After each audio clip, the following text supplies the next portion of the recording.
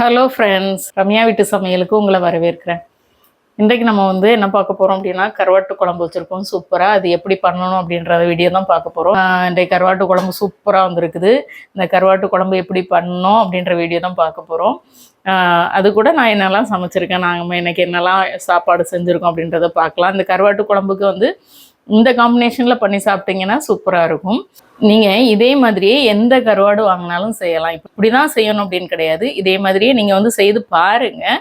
கண்டிப்பாக அடுத்த தடவை நீங்கள் எப்போ கருவாடு வாங்கினாலும் இதே மாதிரி தான் குழம்பு வைப்பீங்க. கருவாடு மாதிரி எந்த மாதிரி நீங்கள் கருவாடு குழம்புல போட்டால் நல்லாயிருக்கும் அப்படின்றதையும் இந்த வீடியோவில் சொல்லியிருக்கேன். கருவாட்டு குழம்பு எந்த கருவாடில் அப்படின்னு பார்த்தீங்கன்னா, நான் மொதகண்ட கருவாட்டில் தான் வைக்க போகிறேன். மொரல் சொல்லுவாங்க, மொதகண்டன்னு சொல்லுவாங்க. மீன் ஈஸியாக இங்கிலீஷில் பார்த்திங்கன்னா ரெயின்போ ஷார்டின்னு சொல்லுவாங்க. பார்க்குறது கொஞ்சம் அந்த ரெயின்போ கலர் ஷைனிங்காக தெரியும். கவலை மாதிரியே தான் இருக்கும். ஏற்கனவே கவலை மீன் டிஃப்ரென்ஸில் நான் போட்டிருக்கிறேன். அந்த மீனில் உள்ள கருவாடு தான். சில பேர் இந்த போனை எடுத்துகிட்டு காய வைப்பாங்க, சில பேர் இந்த முள்ளோடே காய வைப்பாங்க. இந்த ஊர்லேருந்து கொண்டு வந்த கருவாடு தான். இந்த கருவாட்டில் பார்த்திங்கன்னா ஃப்ரை பண்ணி சாப்பிட்றதுக்கு ரொம்ப நல்லாயிருக்கும். ஆனால் குழம்புக்கு கரைஞ்சிலாம் போகாது. ஆனால் ஸ்டாக் ரொம்ப பெருசாக இறங்காது. அதனால் நான் கூட என்ன எடுத்து வச்சுருக்கேன் அப்படின்னு பார்த்திங்கன்னா, ஊற மீன் கருவாடு, வெலை மீன், பாறை மீனில் ஊற போட்ட ஊற கருவாடுன்னு சொல்லுவாங்க. இது நல்லாயிருக்கும், ஸ்டாக் நல்லா இறங்கும். ஆனால் இது கரைஞ்சி போயிடும், முழுசாக கிடக்காது. இதை கொஞ்சம் லேட்டாக தான் குழம்புக்கு வச்ச பிறகு போடணும். ஸ்டாக் நல்லா இறங்கும். ஆனால் இந்த கருவாட்டில் உங்களுக்கு உப்பு நிறைய இருக்கும். அதனால் இதில் ஒரு 5 ஸ்லைஸ் எடுத்து வச்சுருக்கேன். மோஸ்ட்லி இந்த மாதிரி சின்ன கருவாடு, கவலை மீன், இந்த மொதகண்ட மீன், இதெல்லாம் நான் குழம்பு பண்ணும்போது இந்த மாதிரி 2 ஸ்லைஸ் 3 ஸ்லைஸ் இந்த ஊறக்கருவாடு வச்சுருப்பேன். அதனால் நான் அதுக்கேற்ற மாதிரி உப்பு போட்டு பண்ண போகிறேன். நீங்கள் கடையில் வாங்கினீங்கன்னா இந்த மீன்லாம் ரொம்ப உப்பு இருக்கும். 2 ஸ்லைஸ் போட்டாலே அப்படி இருக்கும். ஆனால் இப்போ இந்த 5ஐயும் போட்டு குழம்பு வச்சாலே பார்த்திங்கன்னா ஒரு 10 பேர் சாப்பிட்லாம். அந்தளவுக்கு நம்ம குழம்பு பண்ணலாம். நான் தேவையை பொறுத்து அந்த கருவாடு ஸ்டாக் கொஞ்சம் இறங்கினதுக்கப்புறம் இந்த கருவாடை சேர்ப்பேன். ஏன்னா இதை கொஞ்சம் தண்ணியில் கழுவுனதுக்கப்புறம் கொஞ்சம் உப்பெல்லாம் போயிடும். தேவைப்பட்டுச்சுன்னா ஒரு 3 ஸ்லைஸோ அல்லது 5 ஸ்லைஸோ தேவையை பொறுத்து நான் போட்டுப்பேன். இந்த மீனில் பார்த்திங்கன்னா வாழெல்லாம் எடுக்கலை. நான் இப்போ வாழெல்லாம் எடுத்துருவேன். எந்த கருவாடாக இருந்தாலுமே நீங்கள் வெந்நீரில் ஒரு தடவை போட்டு அலசி எடுத்துட்டு அப்புறம் நார்மல் தண்ணியிலையும் ஒரு தடவை நல்லா கழுவி எடுத்துக்கோங்க. அப்போ தான் அதில் இருக்க மாங்கு உப்பு எல்லாமே போகும். இப்போ இந்த ஊற கருவாடெலாம் பார்த்திங்கன்னா பெரும்பாலும் பாறை மீன்லாம் கழுவுறது ஈஸி. இது பார்த்திங்கன்னா வெலை மீன்லேயும் போட்டிருக்காங்க, அந்த சடங்கி வவ்வால் மீன் அதில் போட்டிருக்கிறாங்க. அப்போ அதிலெல்லாம் செதில்கள் இருக்கும், இதிலெல்லாம் செதில் இருக்கும். கொஞ்சம் பொறுமையாக வெந்நீரில் ஊற வச்சு அந்த செதில் எல்லாத்தையுமே கலட்டி எடுத்துடணும். நான் சொல்லியிருக்கேன், நிறைய வீடியோவில் சொல்லியிருக்கேன். செதில் போய் குடலில் ஒதுங்குச்சு அப்படின்னா, அது மீனில் உள்ள செதில்னாலும் சரி, கருவாட்டில் உள்ள செதில்னாலும் சரி, குடலில் போய் ஒட்டிக்கிட்டு அப்படின்னா உங்களுக்கு லூஸ் மோஷன் மாதிரி இருக்கும். செதில் நல்லா க்ளீன் பண்ணிக்கணும், அது ரொம்ப முக்கியம். இப்போ நம்ம இந்த கருவாட்டு குழம்பு எப்படி பண்ணலான்றது பார்க்கலாம். நல்லெண்ணெய் ஊற்றிருக்கேன், ஒரு 6-7 டேபிள் ஸ்பூன் ஊற்றிருக்கேன். கொஞ்சம் கடுகு போட்டுக்கலாம். கடுகு பொரியட்டும். மண்சட்டியில் கடுகு பொரியறதுக்கு கொஞ்சம் லேட் ஆகும். உங்களுக்கு பொறுமை இல்லை அப்படின்னா இன்னொரு சின்ன கடாயில் தாளித்ததுக்கப்புறம் கடுகு மட்டும் வெடிக்க வச்சுட்டு இதில் சேர்த்துக்கலாம். ஆக்சுவலி மண் பாத்திரம் ரொம்ப நாள் உழைக்கணும் அப்படின்னா டேரெக்டாக எண்ணெய் ஊற்றி இந்த மாதிரி வதக்கக்கூடாதுன்னு சொல்லுவாங்க. இன்னொரு கடாயில் கடுகை தாளிச்சிட்டு இதில் போடணும். நான் அப்படி தான் பண்ணுவேன். இப்போ இந்த பாத்திரம் ஒரு 1 இயர் ஆயிடுச்சு. அதனால் சரி ஓகே டேரெக்டாக அதில் போட்டுட்டேன்.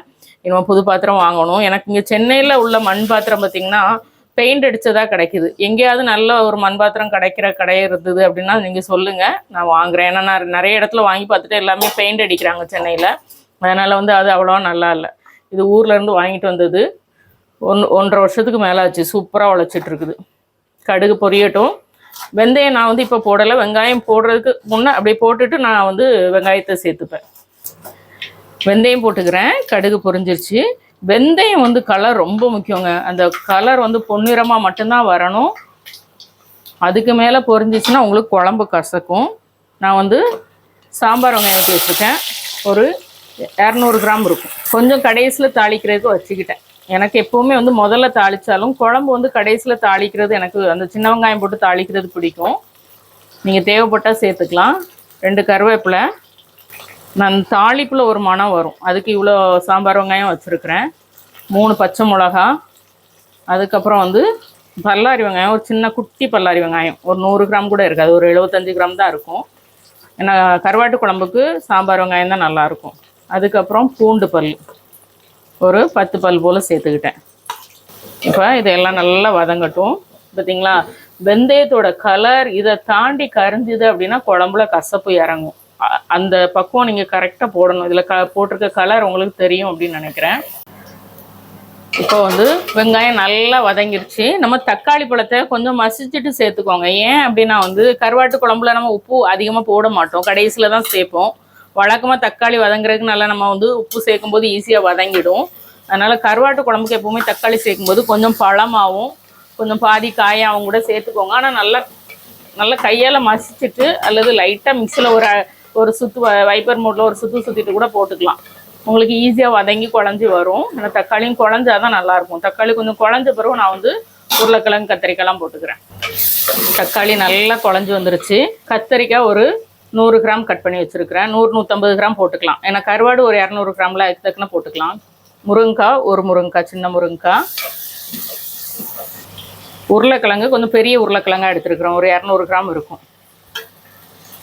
இந்த கிழங்கு பெரும்பாலும் எதுக்கு போடுறாங்கன்னா வந்து அந்த கருவாட்டில் உள்ள உப்பு இழுக்கிறதுக்கு தான். அதனால் எப்போவுமே வந்து கருவாட்டு குழம்புல கத்திரிக்காய் போடாட்டா கூட பரவாயில்ல, முருங்கைக்காய் போடாட்டா பரவாயில்ல, கிழங்கு கண்டிப்பாக நீங்கள் போட்டிங்கன்னா தான் நல்ல உப்பான கருவாட்டுக்கெலாம் உங்களுக்கு வந்து நல்ல ஒரு பக்குவமாக அந்த உப்பை இழுத்து ஒரு ருசி கொடுக்கும். கிழங்கு கருவாட்டு குழம்போட சாப்பிட்றதுக்கும் நல்லாயிருக்கும். இது கூட நான் எடுத்து வச்சுருக்க அந்த ஊற கருவாடு இருக்குல்ல, அதில் ஒரு 2 கருவாடை போட்டு நல்லா கிளறிட போகிறேன். இப்போ இந்த கத்திரிக்காய் நல்லா அப்படி லைட்டாக எண்ணெயில் இருக்கட்டும். இந்த கருவாடு அதில் நல்லா வேகட்டும். இப்போ கத்திரிக்காய்லாம் நல்லா மசிஞ்சு வந்துருச்சு. இந்த கருவாடான குழம்பு நம்ம இறக்குறதுக்குள்ளே கரைஞ்சி போயிடும். கருவாடு வீட்டில் போட்டு செய்து காமிங்க அப்படின்னு சொல்லி கேட்டிருந்தீங்க. நான் அப்பார்ட்மெண்ட்டில் இருக்கேன், அதுவும் சென்னையில். நான் கருவாடிங்க போட்டேன்னா அப்பார்ட்மெண்ட்டை விட்டு விரட்டிடுவாங்க. அதனால் வந்து நான் ஏற்கனவே ஒரு வீடியோ போட்டிருக்கேன், ஊரில் அப்பா கருவாடு போடுற வீடியோ நான் போட்டிருக்கேன்னு நினைக்கிறேன். அந்த லிங்க் வேணால் உங்களுக்கு நான் வந்து எடுத்து வைக்கிறேன், நீங்கள் பார்த்துக்கோங்க. 4 டேபிள் ஸ்பூன் மல்லித்தூள், ஒரு அரை டீஸ்பூன் மஞ்சள் தூள், 2 டேபிள் ஸ்பூன் மிளகாய் தூள். மசாலா போட்டுட்டு ஒரு புரட்டிட்டு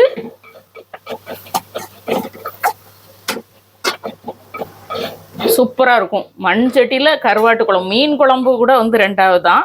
எனக்கு கருவாட்டு குழம்பு இந்த மாதிரிலாம் பக்குவமாக பொறுமையாக வைக்கிறேன் அப்படின்னா நான் மண்சட்டியில் தான் வைப்பேன். அதனுடைய ருசியே தனி தான். அப்படியே மண்சட்டியில் வச்சுட்டு சாப்பிட்டுட்டு மீதியை அப்படியே லைட்டாக சூடு பண்ணி அப்படியே மூடி போட்டு வச்சோன்னா மறுநாள் எடுத்துக்கலாம், அதுக்கு அடுத்த நாள் எடுத்துக்கலாம், ஒரு 4 நாள் வரைக்கும் வச்சு சாப்பிட்லாம். தேங்காய் நாங்கள் சேர்க்க தான் செய்வோம். ஒரு ஜஸ்ட் ஒரு கை இப்படி இந்த அளவுக்கு தேங்காய் எடுத்து அரைச்சி சேர்ப்போம். 2 செல் தேங்காய்னு வச்சுக்கோங்களேன் சேர்ப்போம். அதனால் குழம்பு கெட்டு போகுமானா கெட்டு போகாது. ஒரு 3 நாள் 4 நாள் அது பாட்டுக்கு இருக்கும். மண்சட்டியில் சூடு பண்ணி வச்சோம் அப்படின்னா. இதில் புளி தண்ணியை சேர்த்துக்கலாம். புளி பார்த்திங்கன்னா நல்ல ஒரு 1.5 எலுமிச்சம்பழம் சைஸுக்கு நான் எடுத்து வச்சுருக்கிறேன். எல்லாத்தையுமே நான் இதில் சேர்த்துக்கிறேன். கரெக்டாக இருக்கும். ஏன்னா கருவாட்டில் உப்புக்கும் புளிக்கும் கரெக்டாக இருக்கும். மீன் குழம்பை விட கருவாட்டு குழம்புக்கு கொஞ்சம் புளி வந்து திட்டமாக ஊற்றினா தான் உங்களுக்கு வந்து அந்த ஸ்டாக் வந்து கரெக்டாக வந்து சேரும். ஒரு 2லேருந்து 1.5 எலுமிச்சம்பழம் சைஸுக்கு புளியோட புளிப்பை பொறுத்து. இது நல்ல புளிப்பான புளி, அதனால தான் இந்தளவு சேர்த்துக்கிறேன். சென்னையில் உள்ள புளினா கண்டிப்பாக கூட கொஞ்சம் நீங்கள் சேர்க்க வேண்டியது இருக்கும். இதை கலந்து விட்டுட்டு தேவையான தண்ணி சேர்த்துக்கலாம். மண்சட்டி அப்படின்றதுனால பபுள்ஸ் வந்ததுமே தேங்காய் சேர்த்துட்டேன். ஏன்னா அடியில் நல்லா கொதிக்க ஆரம்பிச்சிருக்கும். மேலே கொதி வர்றதுக்கு கொஞ்சம் டைம் எடுக்கும். உங்களுக்கு தேங்காய் சேர்க்க பிடிக்காது அப்படின்னா நீங்கள் அவாய்ட் பண்ணிக்கலாம். நான் வந்து இப்போ 2 டேபிள் ஸ்பூன் அளவுக்கு மிளகாய் தூள் சேர்த்துருக்கேன் அப்படின்னா அந்த காரம் கம்மியாக இருக்கணும் அப்படின்ற மாதிரி தான் நான் வந்து தேங்காய் சேர்த்துருக்குறேன். உங்களுக்கு தேங்காய் சேர்க்க பிடிக்காது, ரொம்ப கம்மியாக தான் சேர்க்க பிடிக்குன்னா நீங்கள் வந்து சேர்த்துக்கோங்க. மிளகாய்த்தூள் காஷ்மீரி மிளகாய்த்தூள் கூட சேர்த்துக்கலாம், உங்களுக்கு காரம் இல்லாத மிளகாய்த்தூள். இது நல்லா அப்படியே கொதித்து நல்லா சுண்டி வரணும். இப்போ நம்ம எடுத்து வச்சுருக்கிற இந்த கருவாடெல்லாம் சேர்த்துக்கலாம். குழம்பு ஒரு 5 நிமிஷம் நல்லா கொதிச்சிருச்சு. மண்சட்டியில் டக்குன்னு உங்களுக்கு அப்படியே வற்றி போயிடும். கண்டிப்பாக வீட்டில் மண் பாத்திரம் இருந்தது அப்படின்னா ஒரு தடவை கருவாட்டு குழம்பு மண் பாத்திரத்தில் ட்ரை பண்ணுங்கள், சூப்பராக இருக்கும். இப்போ ஒரு தடவை இதே மாதிரியே ட்ரை பண்ணி பாருங்கள். இப்போ குழம்பு இவ்வளோ தண்ணியாக இருக்குது. குழம்பு பக்குவமாக வந்ததும் நம்ம இறக்க போகிறோம். நான் திறந்து வச்சு தான் கொதிக்க விட போகிறேன். குழம்பு பார்த்திங்களா, நம்ம போட்ட எண்ணெய்லாம் மேலே பிரிஞ்சு வந்துட்டு இருக்குது. இந்த ஸ்டேஜில் குழம்பு பக்குவமாக சூப்பராக ரெடி ஆகிட்டு பாருங்கள். இன்னும் மண் பாத்திரத்தோட சூடுக்கு இன்னும் கூட இதாகும். நம்ம இந்த முரல் கருவாடு போட்டோம்ல, இதெல்லாம் இப்படி 2-3 கூட கீறி போகும், கரைஞ்சி போகாது. ஆனால் அது ஃப்ரை பண்ணுறது தான் நல்லாயிருக்கும். குழம்பு பண்ணுறாருந்தா அது ஊற கருவாடு அல்லது உங்களுக்கு நல்ல மனம் தரக்கூடிய அந்த குழம்பு கருவாடுனே விற்கும்ல சென்னையில், அந்த பாக்கெட் ஒரு பாக்கெட் போட்டு இந்த மாதிரி கருவாடு சின்ன கருவாடுலாம் போட்டிங்கன்னா நல்லாயிருக்கும். இப்போ இதை தாளிச்சிடலாம். நல்லா திக்காயிடுச்சு பாருங்கள் குழம்பு. இன்னும் இது ஆறுனதுமே நல்லாவே திக்காயிடும். இதை நான் தாளித்து ஊற்ற போகிறேன். எண்ணெய் சூடு பண்ணி கடுகு போட்டிருக்கேன். கடுகும் போட்டு பொரிஞ்சதும் வெங்காயம் போட்டுக்கலாம், கருவேப்பிலை போட்டுக்கலாம். அவ்வளோதான், சாம்பார் வெங்காயம். இது கொஞ்சம் நல்லா பொன்னிறமாக பொரியட்டும். தாளிப்பு வந்து ரொம்ப தீயவும் விட்டுறக்கூடாது, அதே நேரத்தில் ரொம்ப வெள்ளை கலர்லையும் எடுக்கக்கூடாது. இந்த மாதிரி பொன்னிறமாக நல்லா இதை குழம்புல சேர்த்துடலாம். வெந்தயம் நான் சேர்க்கலை, ஏன்னா ஃபஸ்ட்டு சேர்த்துட்டதுனால ஏன்னா வெந்தயம் ரொம்ப சேர்க்கக்கூடாது. தேவைக்கு சேர்த்தாச்சு. சேர்க்கலைன்னா இந்த தாளிப்பில் நீங்கள் சேர்த்துக்கலாம். இதை வந்து அப்படியே லைட்டாக ஒரு கலர் கலந்து விட்டுட்டு மூடி வச்சிடலாம். ஒரு 10 நிமிஷம் கழித்து நம்ம பரிமாறுவோம். இன்றைக்கு நம்ம செய்த கருவாட்டு குழம்பு கூட என்னெல்லாம் வச்சுருக்கோம் அப்படின்றத பார்க்கலாம். கண்டிப்பாக இன்றைக்கி நான் உங்களுக்கு சாப்பிட்ற வீடியோ காட்ட மாட்டேன், பயப்படாதீங்க. இப்போ நம்ம வந்து பீன்ஸ் கேரட் பொரியல் கொஞ்சம் தாராளமாகவே எடுத்துக்கலாம். அப்புறம் வந்து ரைஸ் வச்சுக்கலாம். கருவாட்டு குழம்புல அதனால் ஒரு 2 கரண்டி சாதம் நான் எடுத்துக்கிறேன். காய்க்கு ஈக்குவலாகவே சாதம் எடுத்துட்டேன். முட்டை கருவாட்டு குழம்பு கண்டிப்பாக இருக்கணும். இங்கெல்லாம் ஒன்றுமே ஃபில் பண்ணல, நான் கருவாடு தான் வைக்க போகிறேன். கருவாட்டு குழம்பு ஒரு குழிக்கரண்டி நிறைய எண்ணெய் மட்டுமே நிற்குதுப்பா.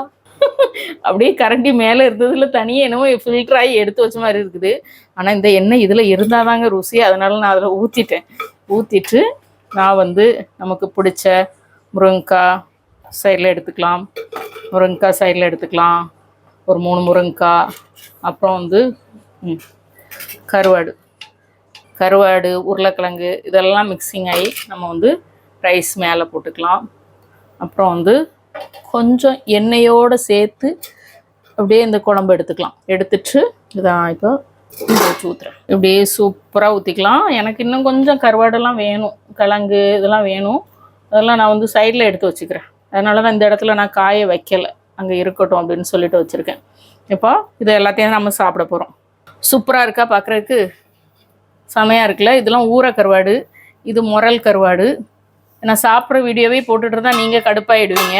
அதனால் காமிச்சிட்டு நான் சாப்பிட போகிறேன். இன்றைக்கு கண்டிப்பாக கருவாட்டு குழம்பு மிஸ் பண்ணாமல் பாருங்கள்.